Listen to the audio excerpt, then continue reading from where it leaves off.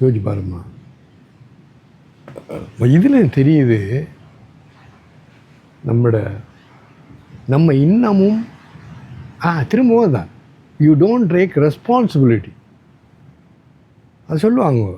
நான் பார்த்துருந்தேன்னா அந்த அழகான உதாரணம் அந்த அப்துல் கலாமோட அவங்களோட பெரிய ஒரு சயின்டிஸ்ட். அவர் அதில் ஒரு தவறு நடந்து பெரிய செலவாக போச்சு. அப்போ என்கொயரி போர்டு வந்தோடனே அவர் சொன்னார், அது செய்த யாரோ இவர் முன்னுக்கு வந்து இஸ் மை மிஸ்டேக், அவர் தான் அது பொறுப்பானார்.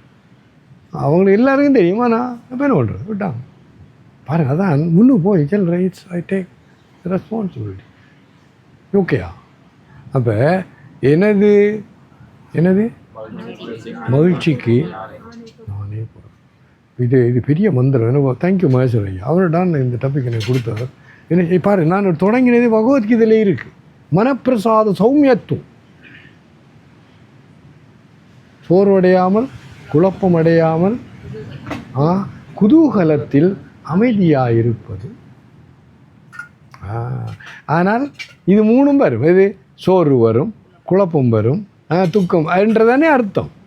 அப்போ இது தவம், மனதால் செய்யும் தவம். தவம் சாதாரண காரியமோ இவ்வளோ சிரமம். எஸ், நாங்கள் இன்றைக்கு அங்கே 30ஆம் காயத்ரி அம்மாவோட கோயில், அதில் தியோயோன பிரச்சோதயா அற்புதம். அதெல்லாம் அந்த அதை சொன்னது போல சொல்லக்கூடாது, என்னது அரசியல் மதம் என்றது. ஆனால் சத்தியம் சில வேளை இதுதான். இந்த காயத்ரி மந்திரத்தில் வர உண்மையான பிரார்த்தனை எனது அறிவை கூர்மையாக்கு, தூய்மையாக்கு, நேர்மையாக்கு, ஆழமாக்குன்றதான். அது மற்றதெல்லாம் இதுதான். ஆனால் நீ எதை கேட்குறான்டா, இதை கேட்குற தியோயோனோ பிரச்சோ தாயே என்ன மனதை தி என்ற புத்தி, யோ பிரச்சோதாண்டா ஒளிமயமாக்கு.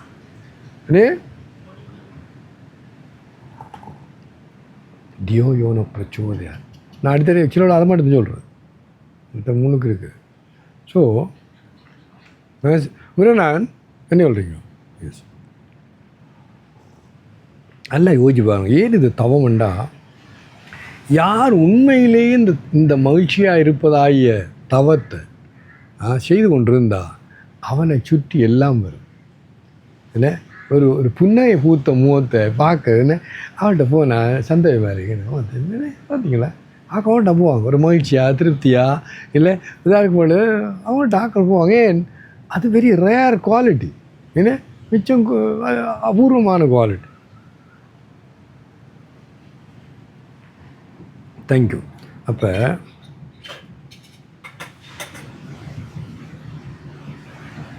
எனது மகிழ்ச்சிக்கு நானே பொறுப்பு. ஐ ஆம் ரெஸ்பான்சிபிலிட்டி.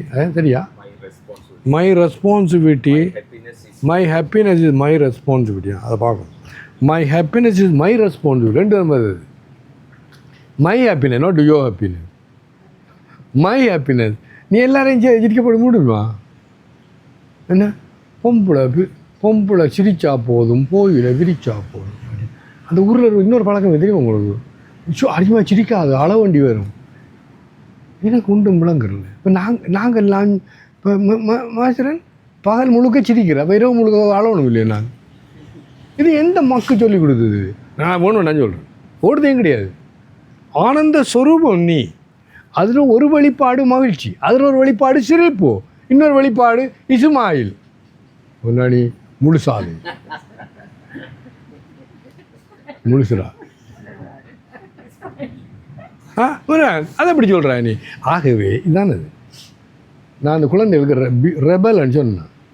எது தவறோ பாருங்கள். முதலாவது நான் முதல் கேட்குறேன், நீ சொல்கிறது எந்த மகான் சொன்னார் குறைஞ்சது? சரி இல்லை. இந்த ஞானம் உள்ள இருக்கு இல்லை.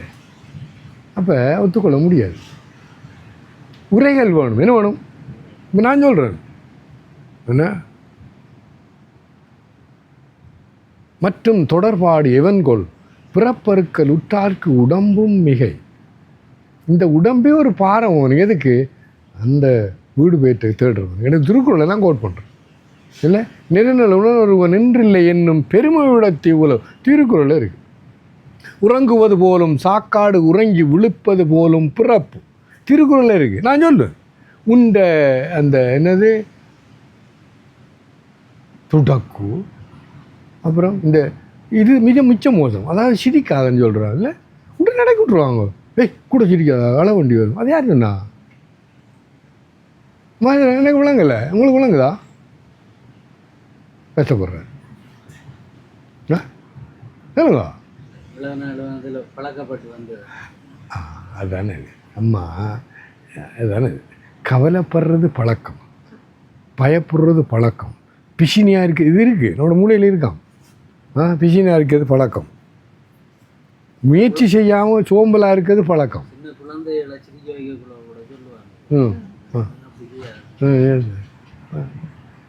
யாராவது கேட்டாங்களா சுவாமியாருக்கு தேங்க்யூ சொல்லுங்க அப்படின்னு?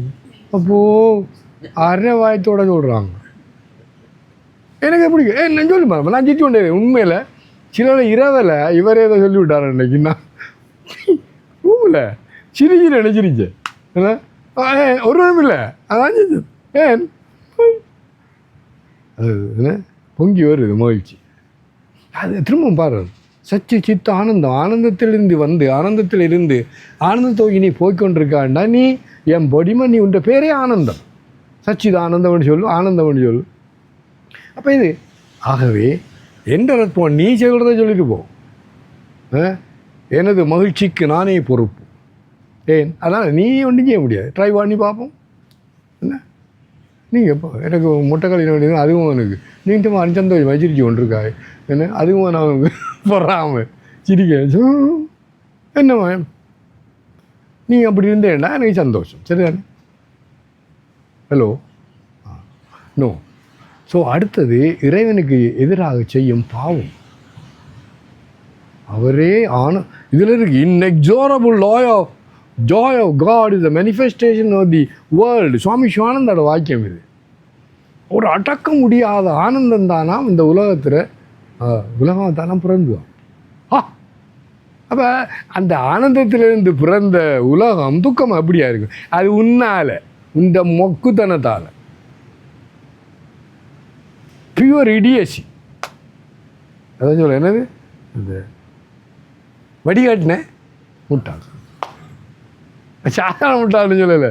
சுவாமி சிவானந்த் அவர் தமிழ் அதில் சொல்லுவார், இந்த என்ன ஃபில்டர்ட் இடியசி அப்படியே எல்லாம், இந்த எல்லா முட்டாள்தனத்தையும் சேர்த்து அதையும் அந்த எசன்ஸ் தான். சிரிக்காதே, அழு முன்ன நான் சொல்லுங்க. அப்போ நீங்கள் வளவல்ட்டு கேட்டுக்கொண்டு போவாங்க. ரெபல் நான் இந்த மகான் அதான் சொல்கிறேன். இந்த உலகத்தை நீங்கள் எந்த மகான் எடுத்தாலும் ஏதோ ஒரு வகையில் தே வென்ட் அகெயின்ஸ்ட் இந்த முட்டாள்தனம். நல்லது இதாக போகல இல்லை, இதுக்கு போனாங்க.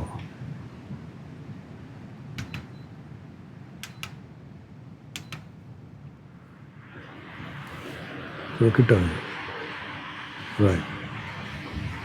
ஓகே, நம்ம டாபிக் சொல்லுங்கள் திரும்ப.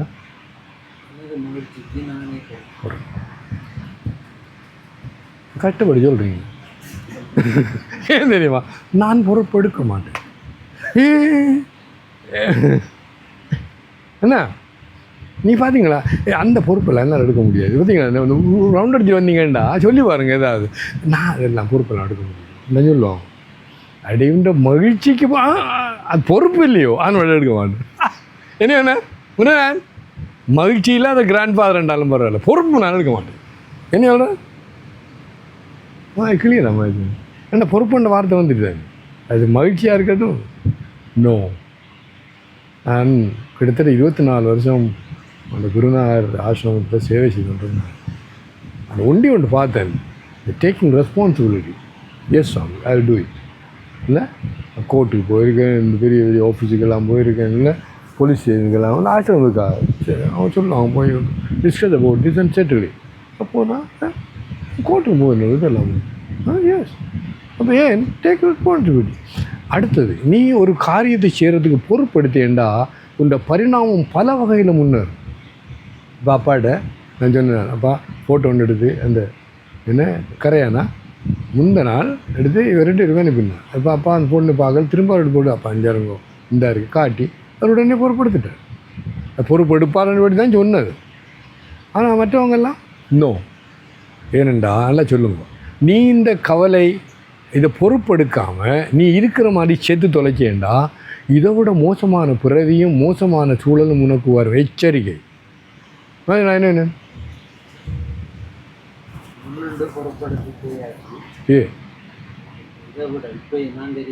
எஸ், பரிணாமத்தில் நீ கீழே தான் போவாய். ஏன் பாருங்கோ, ஒரு இடத்துல அழகா வருது. எஸ், சந்தேகமே இல்லை. இப்போ பாருங்கோ, இந்த மனித பிறவி இறைவன் கொடுத்ததுக்கு உனக்கு என்னது ஃப்ரீடம், மோட்சம், வீடு பேர், அது தானே கொடுத்தது.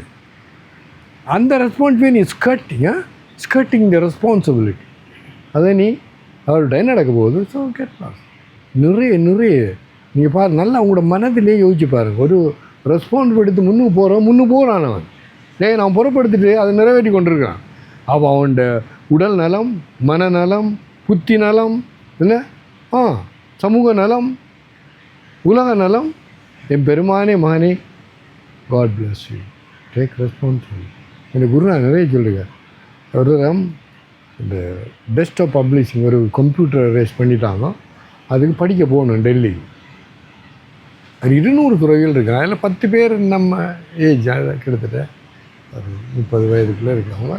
அவர் சொன்னார், இப்போ என்ன கூப்பிட்டு அனுப்பினார்.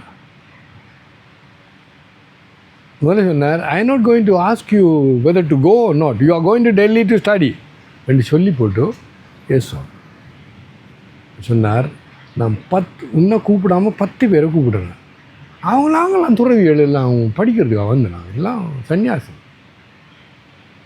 அது என்னட்ட சொல்லவே இல்லை. எஸ், அவ்வளோ ஸ்ட்ரகிள். 6 மாதம் இல்லை, சாப்பாடு இல்லை, இது இல்லை, அதெல்லாம் அவனுக்கு. ஆனால் இப்போவும் கம்ப்யூட்டர் பார்க்கக்கூடியதாக இருக்குது. அந்த ரெஸ்பான்சிபிலிட்டி உங்களுக்கு தெரியாது. நம்மளோட எவ்வளோ தூரம் இந்த உடல் நலம் நான் சொன்னமே அவ்வளவும் கூடும். அடுத்தது உண்ட பரிணாமம் அவ்வளோ வளரும். நல்ல பிறவி தான். நீ பிறவி கிடைச்சா கூட ஏன்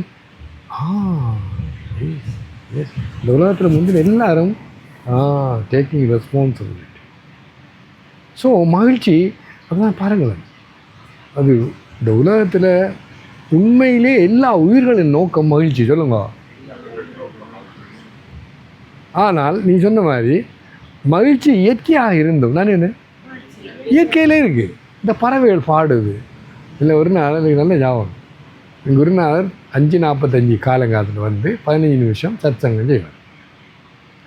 அது அந்த வட இந்தியாவில் அந்த இமயமலையில் ஒரு குயில், உண்மையில் குயில் தான் அது. அந்த இமயமலை குயில். இப்போ அங்கே குளிர் கூடினோடனே இவங்க ரிஷிகேஷ் அப்படியான இடங்களுக்கு கீழே வருவாங்க. வந்து அழகா பாடிக்கொண்டிருப்பாங்க. அப்போ வந்து பாடிக்கொண்டிருக்கு. இவர் வந்தார், இருந்தார், இல்லை எழுப்பி போயிட்டார். அடுத்த நாள் சொன்னார், நீங்கள் சொல்லாங்க, நீங்கள் சச்சங்கம் ஒன்று சொல்லலேண்டு, இன்னொரு ஆள் சச்சங்கம் செய்து கொண்டிருந்தார் சொன்னார். அந்த குயில் அவர் சத்தங்கம் பாடிக்கொண்டிருந்தார். அந்த மகான்கள்ற பார்த்தியா அவரோட சொன்னார், இந்த மகிழ்ச்சி இட்ஸ் வெரி சீப். ஏன்னா அது இயற்கையாக இந்த உலகத்தில் இருக்குது இல்லை. ஆனால் அந்த மனிதன் மட்டும் இல்லை, அந்த இயற்கையாக கிடைக்கிறத செயற்கையாக்கி கவலைப்பட்டு அதுக்கு எதிர்மாற போகிறபடியே தான் அவன் படுற அவரோட துன்பத்துக்கும் காரணம். நான் சொன்னேன், உடம்புட இயற்கை அது. அதை நீ ஒன்றும் செய்ய முடியாது. நீ கவலைப்பட்டேன் தொலைக்கிறேன். ஹாஸ்பிட்டல் பாருவோடு உட்காடுங்க. அது வேணும் doctor, another injection, I can leave for 3 days. இன்னும் அப்போ எல்லா இடத்துலையும் அறியாமை தான் காரணம். என்ன இப்போ எங்களுக்கு உங்களுக்கு என்ன வித்தியாசம்? இது எனக்கு விருப்பம். ரமண மகரிஜிட்ட ஒரு சாதாரண ஒரு கிராமத்தின் ஒரு போய் இப்படி பார்த்து கொண்டு இருக்கேன். ஒரு இங்கே வா, என்ன எப்படி பார்க்குறேன் நீங்கள் எல்லாம் இல்லை, எனக்கு தெரியும் உனக்கு தெரியாது, அவ்வளோதான். என்னை கொம்ப முளைச்சிருக்கணும், ரெண்டு திட்டி விட்டார் பிடிச்சவர் பிள்ளைங்க அவனுக்கு. இப்போ நான் சொல்கிறேன் என்னது, இப்போ நம்ம ஆக்களுக்கு எல்லாம் திரும்ப சொல்ல வேண்டியண்டா நீ கவலைப்பட தீர்மானிச்சிட்டாய். அதையும் நான் கட்டாயம் சொல்லுவேன். என்னது, நான் ஜப்பானுக்கு போயிருந்தேன். அதில் அற்புதமான ஆக்கள், அவங்களுக்கு இப்படி அன்பு கிடைக்கிறதில்ல. நாங்கள் 3 துறவிகள் கொட்டி கொட்டி ஆள்றாங்க. அழகுள்ள சொன்னாங்க, Swamiji give us a few words advice. நீங்கள் போகக்கூடாது. நான் திரும்ப அப்போ 4-5 எழுதுங்க எல்லோரும். I have decided to be happy always. எழுதுங்கோ, இதுதான் எந்த பார்ட்டிங் மெசேஜ்ன்ட்டு வந்துட்டு வந்து முடிய இமெயில் இதெல்லாம் வருது. Swamiji you are given instruction which cannot be fulfil, cannot be done. என்னது சந்தோஷமாக இருக்க முடியாது சொல்லலாம். புரியுதா? அதானே சொன்னார். இல்லாடி வாங்கிட்டு சந்தோஷமாக இருக்க ரெஸ்பான்சிபிலிட்டியா கேட்கவே அசிங்கமாக இருக்குது. ஆனால் இட்ஸ் ட்ரூ. ஏன் நீ கவலையாக இருக்கிறது, அழுது கொண்டு இருக்கிறது, கம்ப்ளைண்ட் பண்ணுறது, இது உண்ட பழக்கமாக போயிட்டு இதுக்கு எதிராக இருக்குது. ஆனால் முடியா ரெஸ்பான்ஸ் எடுத்து இவ்வளவு படித்து சொல்லி நாங்கள் ஒர்க் ஷாப்பே செய்த நாங்கள். அதாவது happiness is a habit, happiness is a skill. Happiness ஒரு பழக்கமும், ஹாப்பினஸும் திறமையும். பாரம்மா, என்ன அநியாயம் பாருங்க. அப்போ ஏன்னு அப்படி இருக்கேன்டா, நீ பழக்கத்தாலாம் கவலையாக இருக்கிறாங்களே, உண்மையில் கவலை இல்லை. நான் சொன்னேன் கவலை காரணமெல்லாம் உண்மையில் அதில் இயற்கையாக இருக்குது, அது காரணம் இல்லை. நம்ம கிளியர்.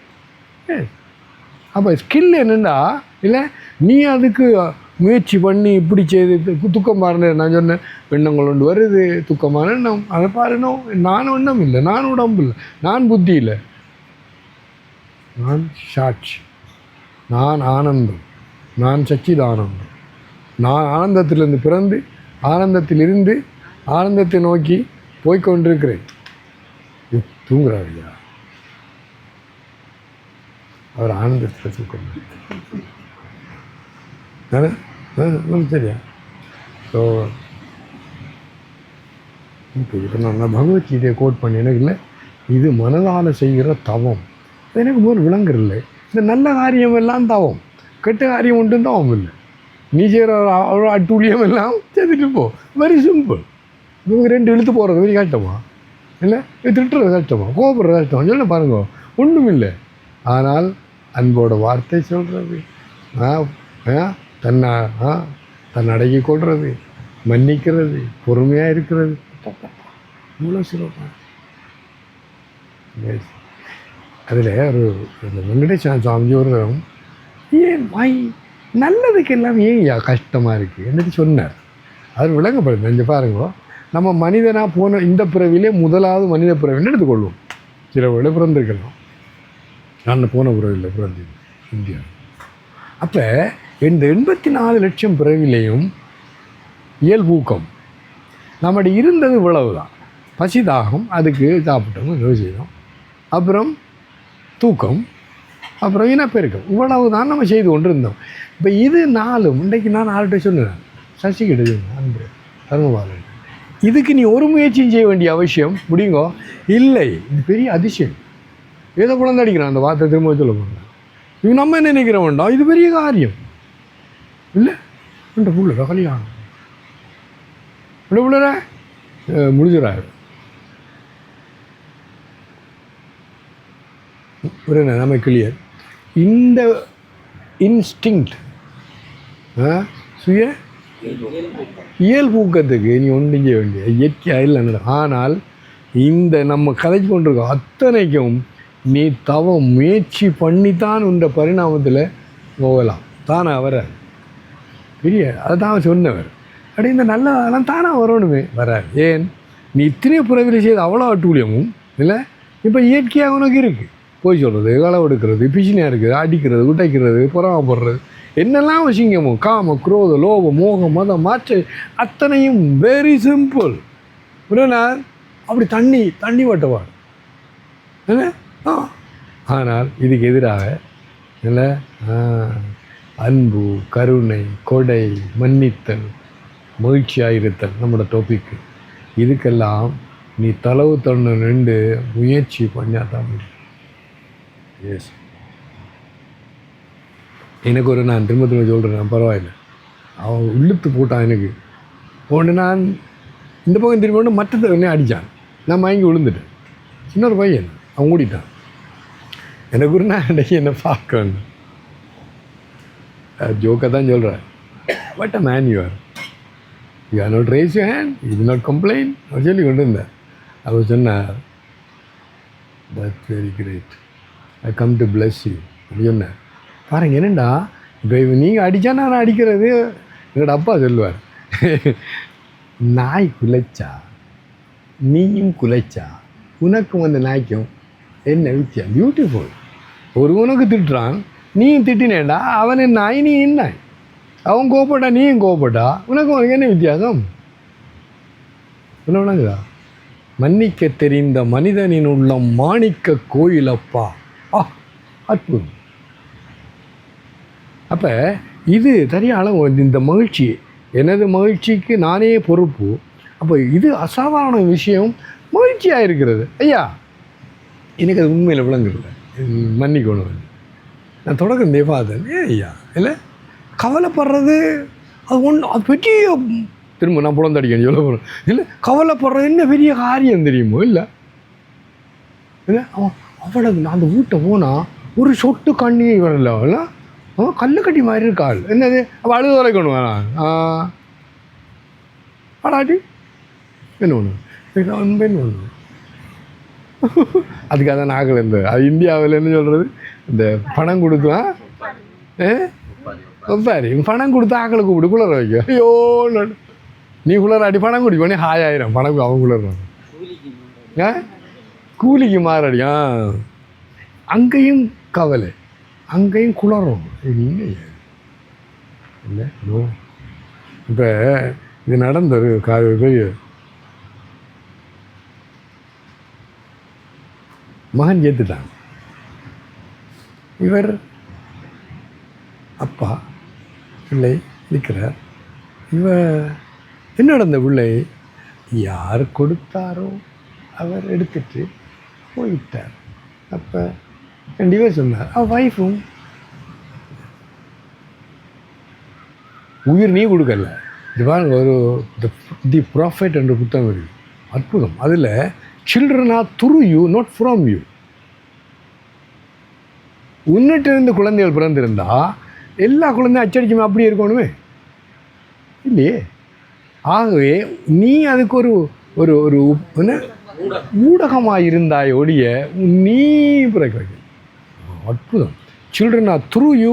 ஆனால் நீங்கள் வர்ற அவ்வளோ கஷ்டத்துக்கு நீங்கள் இருந்த உங்களை அவ்வளோ திருத்தி முழுதும் அடித்து உன்னால் முடியாது. ஒரு 35% ஓகே, 65% நோ. உதாரணத்துக்கு இந்த மகாத்மா காந்தி அந்த பெரிய மகான், அவர் முதல் பையன் அவ்வளவு தருதலை அவர் கோர்ட்டுக்கு போய் இது எந்த பிள்ளை இல்லைன்னு டிக்ளேர் பண்ணிவிட்டார். என்ன அவர் அவர் சொல்கிறா என்ற இந்த காமுக்கு இந்த அந்த இதில் உச்சது இந்த பிறந்த பிள்ளை அதனபடி தான் இப்படி இருக்கான்னு என்ன பார்த்தீங்க. நீ என்ன சொல்கிறா எந்த ஃபுல்லா எந்த குட்டி நான் இல்லைன்னு சொல்லலை. ஒரு இது அறிவுள்ள பார், அதெல்லாம் சொல்கிறேன் விளங்கம்மா. அப்போ ஒரு அளவு செய், அதுக்கு மேலே என்ன இந்த தலையை உடைச்சி கவலைப்படாது. இன்னும் ஒன்றுங்க முடியும். ஸோ எனது மகிழ்ச்சிக்கு நானே பொறுப்பு. அவள் இன்றைக்கு இருந்து நீங்கள் புன்னகை என்ன சொல்லுவாங்க, புன்னகை பூத்த முகமா? எஸ், ட்ரை பண்ணுங்க. இல்லை புன்னகை வராது தானா? இல்லை புன்னகை இல்லை ஃபிக்ஸ் பண்ணி கிளிப்பெல்லாம் போட்டு ஓகேயா, கிளிப்பெல்லாம் போட்டு ஃபிக்ஸ் பண்ணி நோம்மா. அப்போ கொஞ்சம் கண்ணை முழிக்கி பாருங்க. அதாவது நம்ம இவ்வளவு தூரம் அறிவீனமாகவும் மகிழ்ச்சியாக இருக்கிறதுக்கே நாம் வேணாமன்ற அளவு பேசுகிறேன். அது எனக்கு உண்டு, எனக்கு விளங்கலை. உங்களுக்கு விளங்குதான், எனக்கு விளங்கலை. தொடக்கத்தையும் விளங்கலை, இப்போவும் விளங்கலை, இனிமேலும் விளங்க வேண்டாம். இந்த ஊரை விட்டு போனால் அதுக்காக தான் ஏன் கவலைப்படுறேன் ஊருக்கா. ஹலோ, இப்போ உனக்கு என்னெல்லாம் போகணுமோ அத்தனையும் இருக்குது, ஸ்டில் நீ கவலைப்படுற. இப்போ நான் வெளிநாடு பார்த்துருக்கேன், BMW காரு, பேங்க்கில் பணம், வளானு எல்லாமே இருக்குது. டிப்ரெஷன், அதில் டிப்ரெஷன் இருக்குது. அதாவது என்ன அர்த்தம்னா, நீ இந்த என்னெல்லாம் மகிழ்ச்சிக்கு இருக்கிறதோ அதை சரியான முறையில் பயன்படுத்தி நீ மகிழ்ச்சியாக இருக்க உனக்கு தெரியாது. இந்த இயற்கையில் மூளையில் என்ன இருக்குது, டிப்ரெஷன், அதெல்லாம் கம்ஃபர்டபுளாக இருக்குது இல்லையோ. எனக்கு விளங்க, எனக்கு விளங்க வராது, விளங்காமல் இருக்குது. ஸோ நீங்கள் எல்லாம் எனக்கு வேண்டுகோள்,